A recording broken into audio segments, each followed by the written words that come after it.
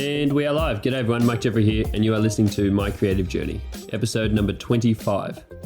To all you new listeners, hello, and thank you so much for taking the time to stop by here today.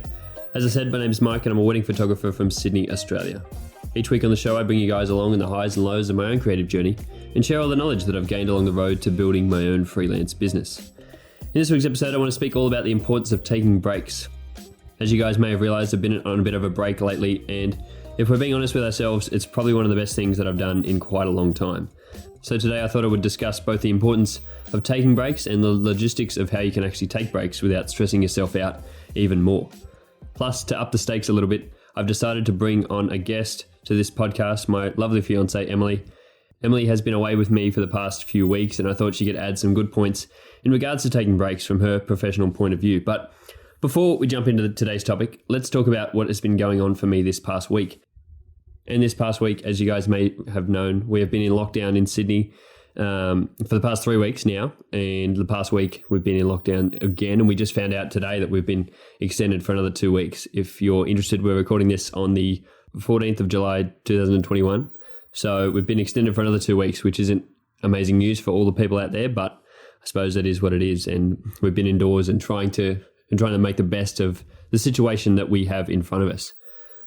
Over the past week, we haven't really done a lot. I haven't done a great deal. Obviously not allowed to work at the moment, so that's been fairly hard, and been trying to work on a fair bit of stuff regarding answering emails as I got back from holidays last week, and sort of working on a few things that I have towards the end of the year. So trying to get all that stuff organized as far in advance as I possibly can, and try and do as much on the back end that I'm able to do now. But obviously there's not a lot I can actually do at the moment if you're not allowed to go out and actually take photos. So I know I talked about last week having some work in August, which now is looking quite unlikely, as I don't think, even if we're out of lockdown, I don't know how likely that work will be to go ahead, regardless of where the lockdown ends. So some of that's going to have to get pushed back, which is a bit upsetting, but it is what it is, and we're trying to make the best of it as much as we can.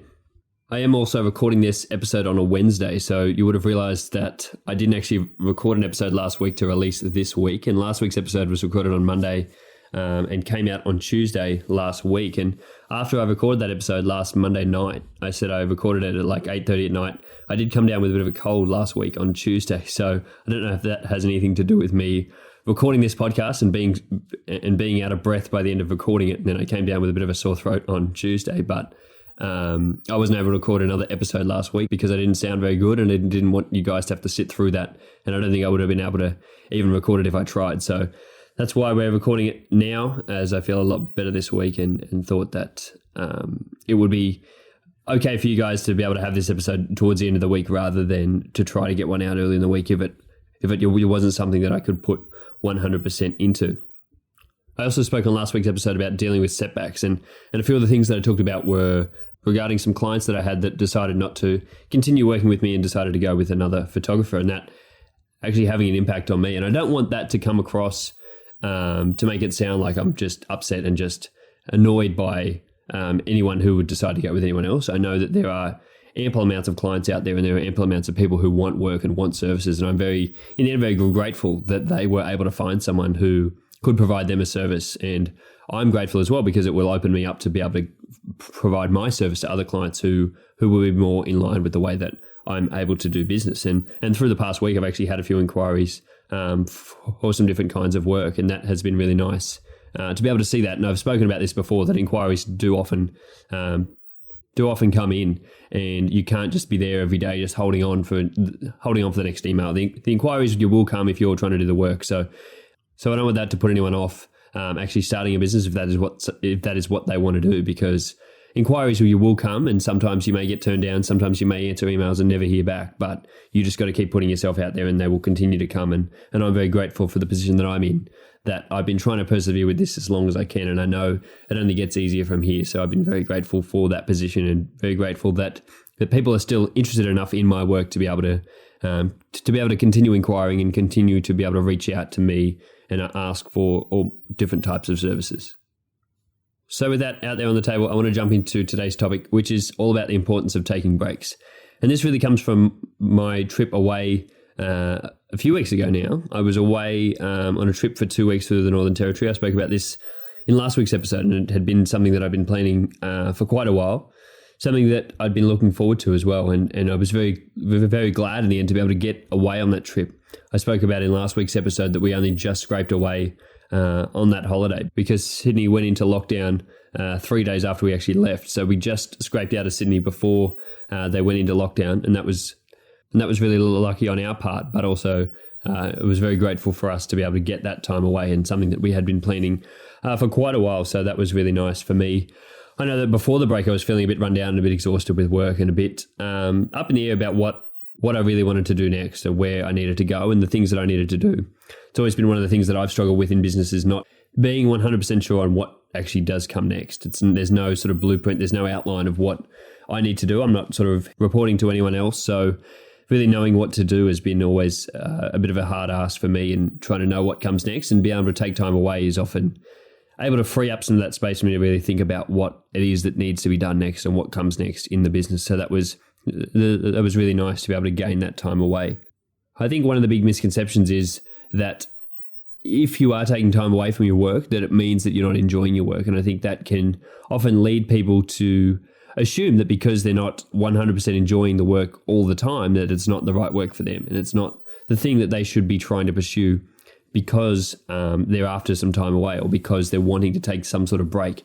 And I don't think that should necessarily be the case. I think if you are enjoying something the majority of the time, then that should be a good enough indicator. There isn't anything that you could do all hours of the day. There's nothing you can do every day of the week that you would be 100% wholeheartedly in, and you would not need time away from that. I think it's important to have time away regardless of how much you enjoy your work. There's going to be things that you don't enjoy about it. There's going to be things that you don't enjoy in any career. And so taking time away to reflect on those and taking time away to see where it is that you would like to head next, I don't think is a bad thing. And it's not necessarily that you don't enjoy your career. It just may be that you need some time away to actually breathe and actually have a think about what comes next.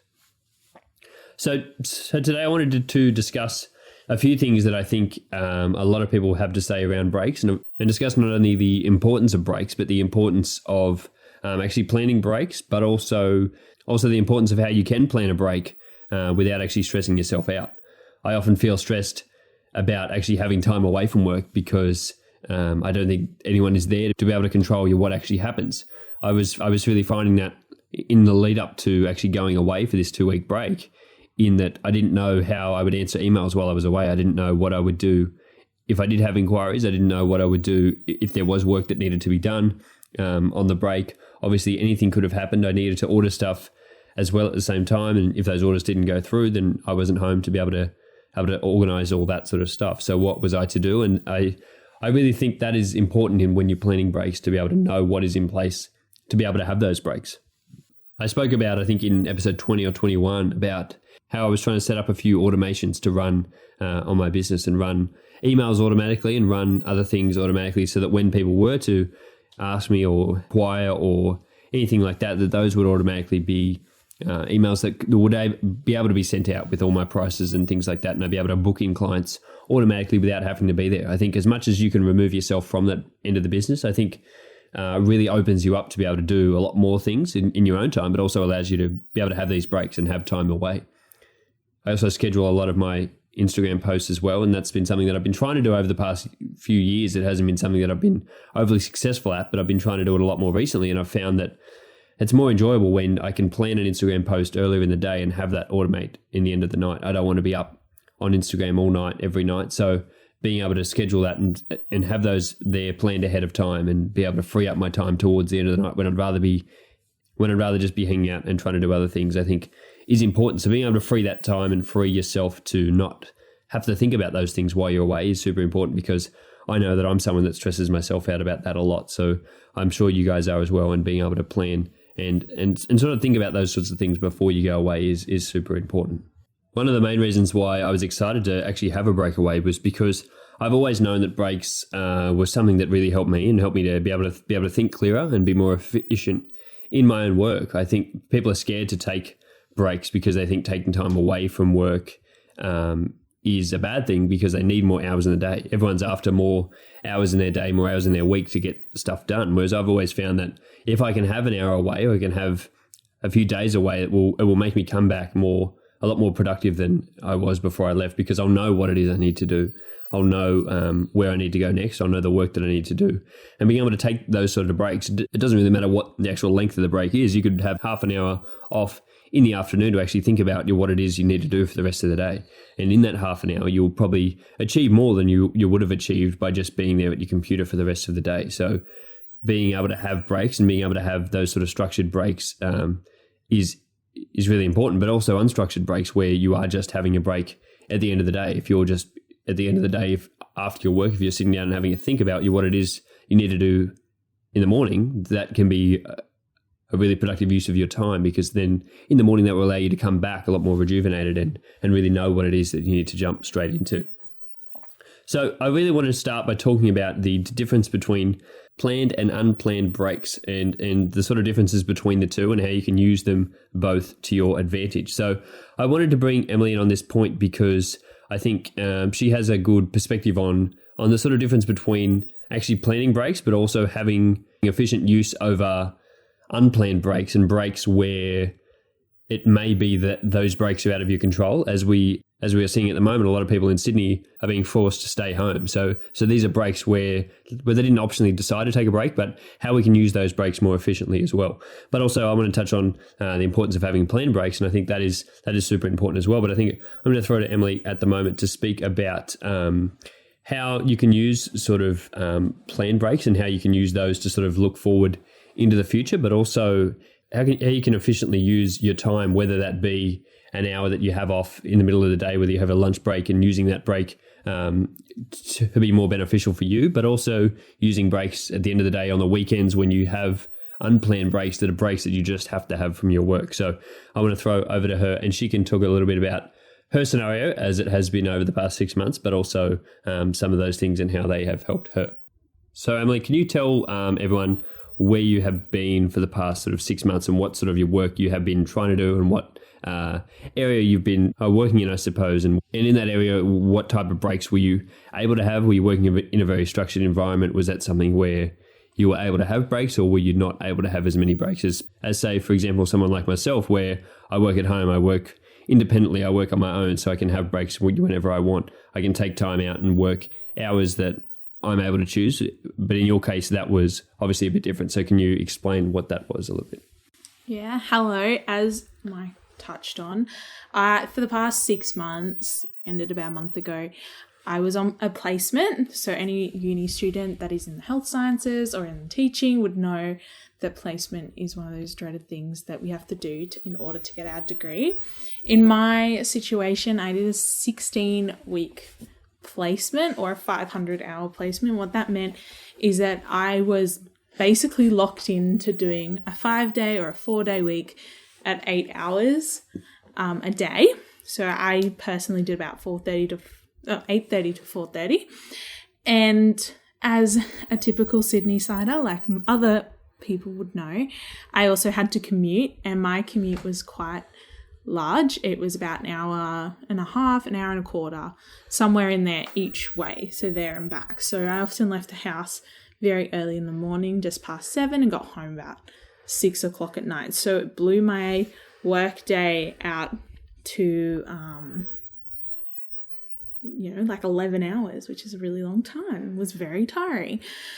But I guess, so yeah, in terms of planned and unplanned breaks, it was a lot of, I guess, unplanned in terms of I only had the weekends or the evenings. So I learnt very quickly by trial and error what worked for me, I guess.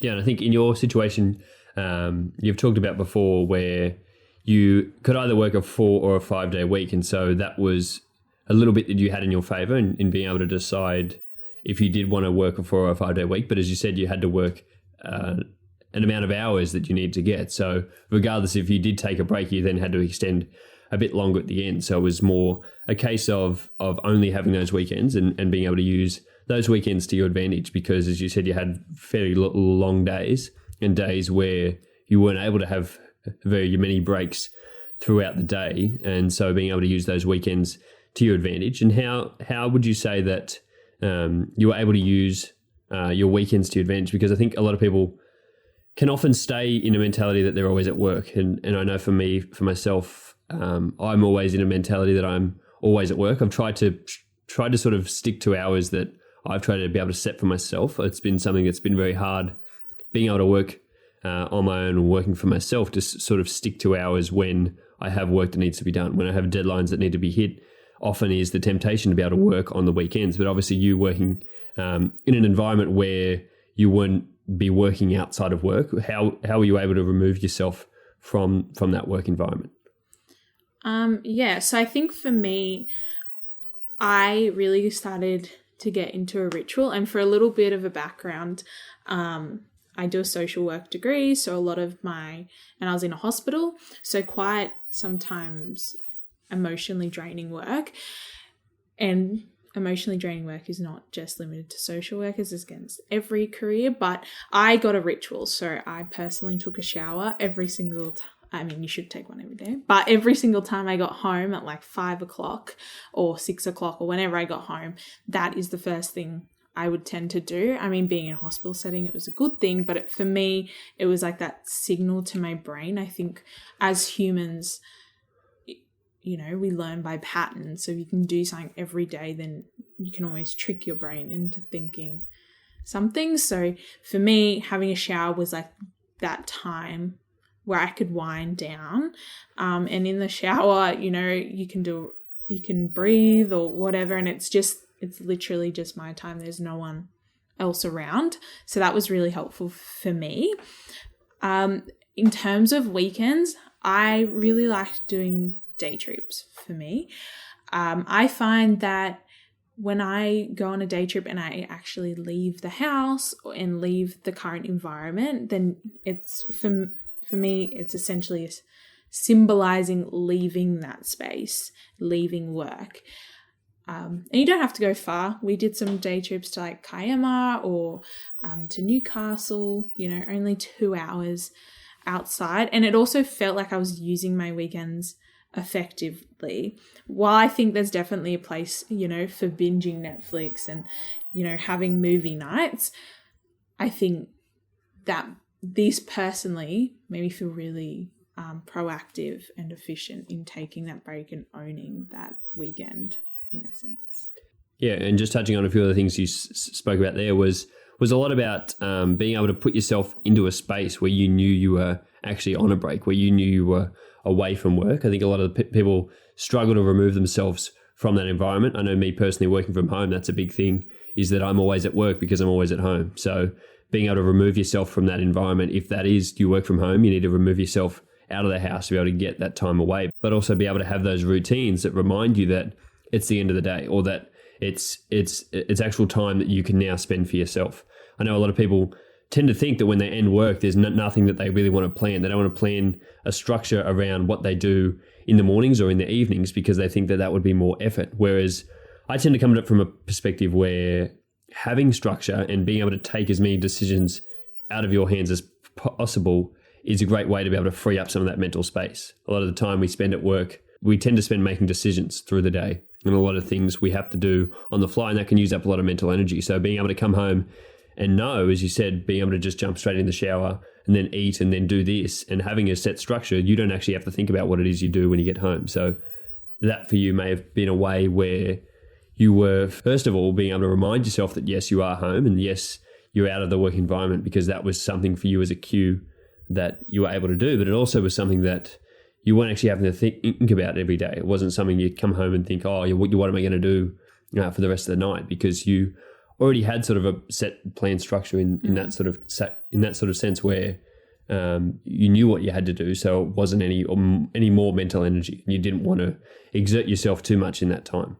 But you also spoke about using time to actually do the things that you want to do, and using time to actually meditate maybe in the shower and take time to actually think about things through the day, but also then removing yourself from that environment and being able to think about other things and being able to enjoy yourself. So I wanted to touch on some of the things there that you've spoken about, those unplanned breaks and being able to use your evenings in ways that you want to be able to use them, and your weekends as well. But more generally, I would say a lot of people tend to have breaks throughout the day, and you spoke about being able to have you would probably have half hour for your lunch break each day. You would also spend a lot of time on the train, which is not something that I know much about. As I said, I work from home, so I don't actually commute anywhere to work. But how would you tell people to go about that time when they can work in a stressful work environment and something that they aren't actively choosing to take these breaks, but they have this bit of downtime? What would you tell people to do in order to use that time most effectively to be able to separate themselves from work? I would tell people to give yourself permission to not feel it with stimulus. And what I mean by that is I think it can be a really great time, as I said, an hour and a half each way, so 3 hours in a day, to listen to podcasts, to catch up on books or any of that stuff that you enjoy. So yes, definitely do that. But for me as well, I got to a point where I just had to sit there, and I found that really mentally that really created a lot of space for self-reflection, but also turning off, especially in the afternoons after being in a hospital all day and feeling a bit drained. Sometimes all I wanted to do and all I had the space to do was looking outside the window and just being quiet. And I think we underestimate the power of that, especially in today's world where it's all about hustle culture and being busy. And I think people forget that it's actually okay to be bored, and it's really, for me anyways, it was really good for my mental health and being able to click off and just have some quiet time to reflect and do a little debrief with yourself about what actually happened in your day.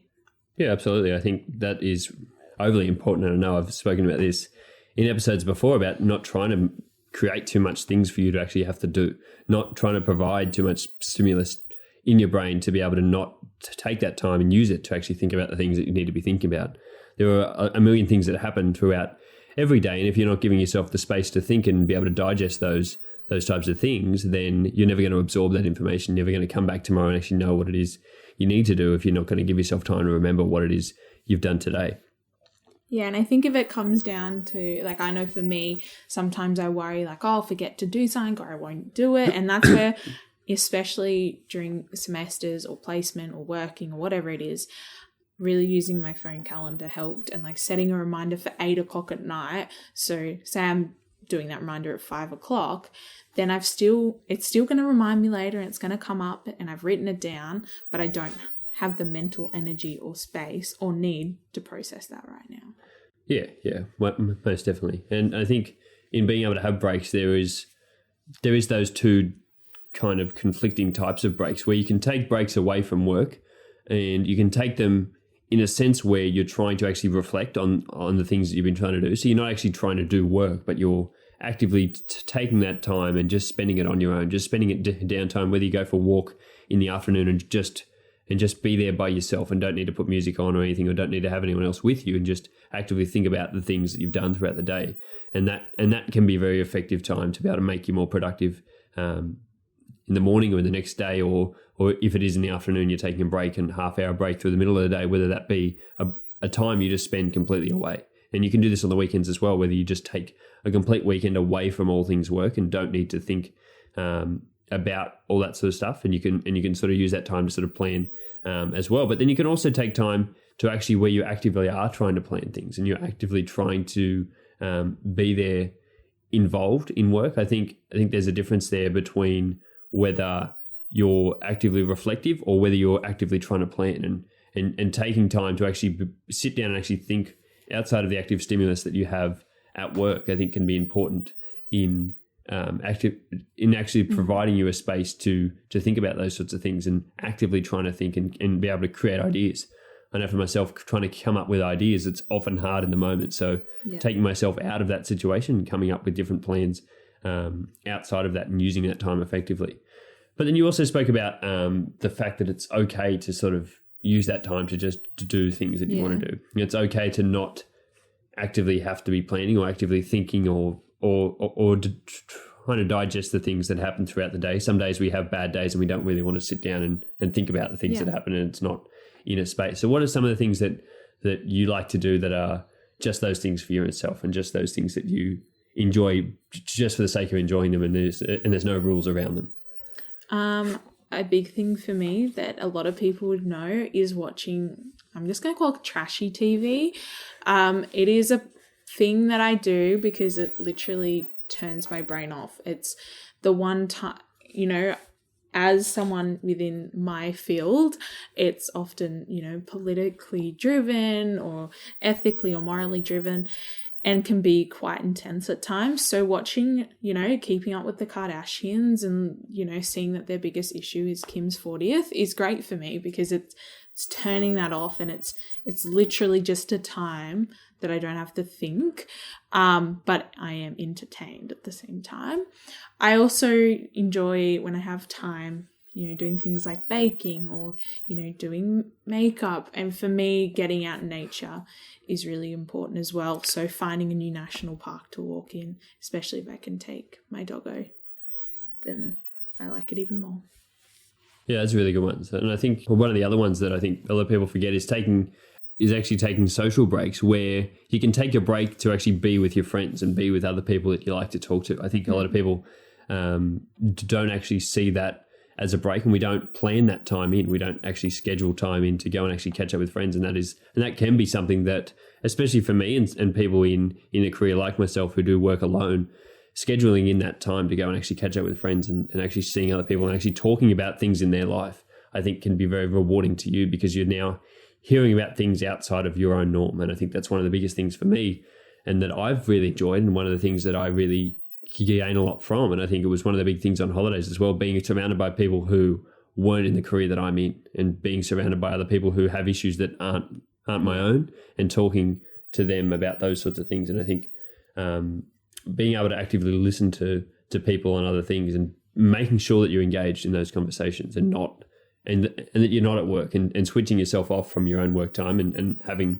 conversations with other people about different types of things can be a great way. And that doesn't necessarily have to be your waste of time. That doesn't have to be something that we see as bad. That is, I think, a good thing if you're talking to other people and you can learn a lot from other people and just having those different types of conversations. So now I wanted to jump into talking about some planned breaks for you, because you were obviously on this placement for a long time. And how important was it to sort of know that you had something to be able to look forward to? I know you did take a few long weekends throughout the placement. You had a few 3 and 4 day weekends throughout there. So you can probably touch on that as well. But how important is it then also to then know at the end of the 16-week placement that that's the end of that and being able to have something planned in? Because we did sort of line up our holiday with the end of that placement. So how important was that to be able to give you something to look forward to at the end of that time? Yeah, I think plan breaks are a great way to motivate yourself and sustain yourself. I personally find that lots of small breaks are better than a big break. Big breaks are really good, helpful as well, but they're harder to plan. So that's why I kind of touched on doing day trips, because it was something that you could consistently look forward to. As someone who, has anxiety and things, it's really important for me to have short goals. So whether that's weekly, fortnightly, monthly, of doing things. The importance of a long break is good as well, because I think it signifies the end of something.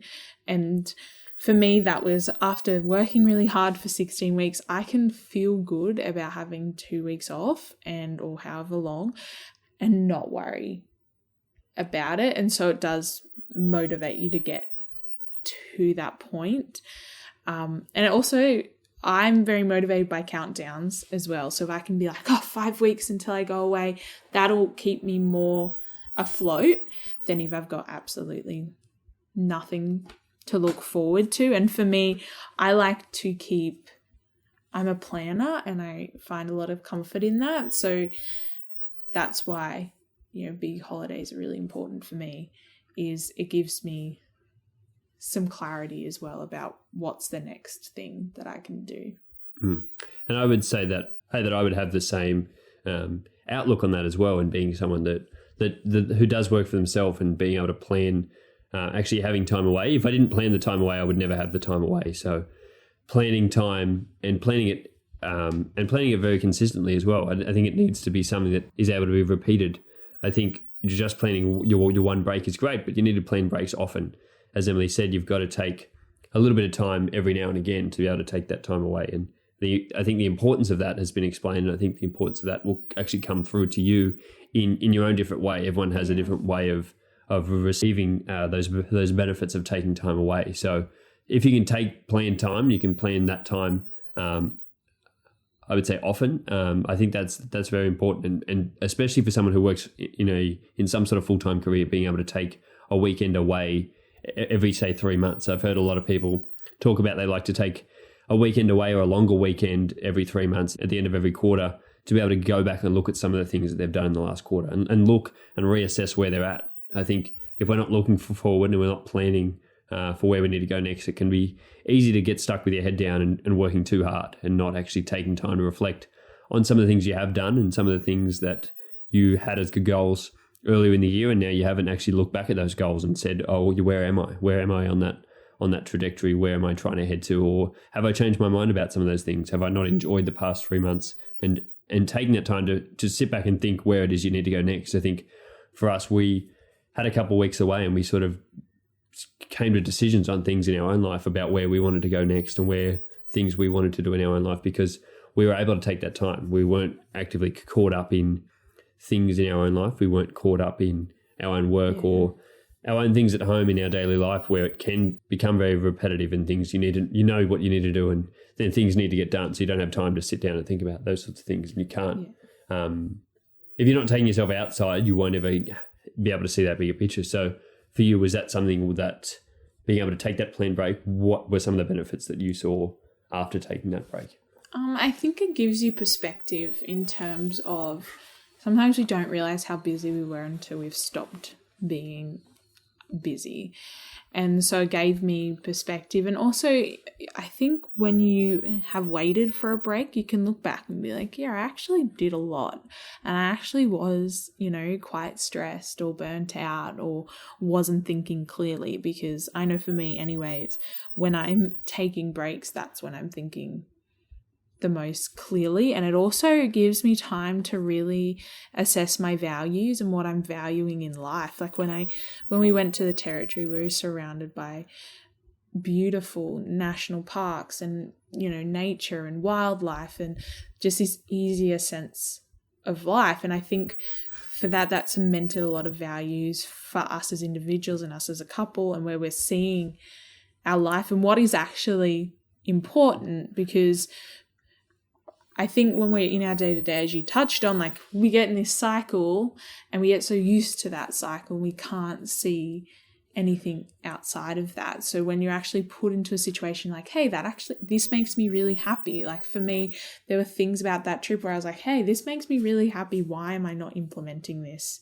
in my everyday life? And how can I bring a sense of what I had on this holiday into that daily routine? Exactly. I think it's, as you said, it's the importance of actually working out the things in your life that are important, the things that actually do provide you joy. If I was to go away for 3 weeks and I didn't actually miss any of the work that I did, I would know that maybe I'm not in the right career. Maybe if I'm not itching to get back to that job, that I'm not in the right career. Maybe if I'm not itching to get back to my house, then maybe I'm not in the right environment. Maybe I'm not in the right place in the world at the moment. So realizing the things that are important in your own life, I think, becomes more to the surface when you do take time away and actually you get to step outside that and see the things that are important, and it can help you decide what it is you do need to do next, because you will soon quickly realize that some of the things that you've been holding up to so high of a guard in your life and things that you really thought that you enjoyed, if you take time away from them and don't actually miss them, maybe you'll step back and say, oh, I didn't really enjoy that as much as I thought I was. I was just enjoying it because I was in it. I was enjoying it because it was as a part of my routine and things that I did, but I didn't know they weren't actually providing me any joy. Yeah. And so I think that is where I'm going to leave this half of the episode. As I said last week, this is going to be a 2-part episode. So if you're keen to hear the next part of this episode, stick around for part 2 in a few days' time, probably be released. But that one is going to be talking all about the importance of self-care. And especially at the moment, we know a lot of people in Sydney and a lot of my friends and family and that are all in isolation and aren't able to go out and do the things that they really enjoy. So we're talking about the small things that you can do when you aren't able to take breaks, when you aren't able to take time away, when you aren't able to go away. And I think this is implementable across all different things, whether that be you are working a job where you can't take time away and you can't take time off in the next 6 months and you have all these deadlines looming, but you still need to be able to look after yourself. You still need to be able to have that self-care and being able to take half hour throughout the day on your own. We're trying to think of some things that you can actually do to be able to sort of tide yourself over until you can take another breakaway, until you can actually provide yourself with that sort of break. So we're going to be talking about all things self-care on the next episode. But until then, if you did enjoy this episode, guys, I would really appreciate it if you did share this episode around. I know I've been asking for that quite a lot recently, but I have been getting a lot of great feedback on these episodes, and I would love it if you did enjoy this episode, if you could share it around to someone else who you think would really enjoy it as well. But if not, that's okay. I want to say a quick thank you to Emily for being on this episode, but she'll be back again for the next one. But if you don't listen to that, thank you for being on this one, and I will speak to you guys again next week. Bye.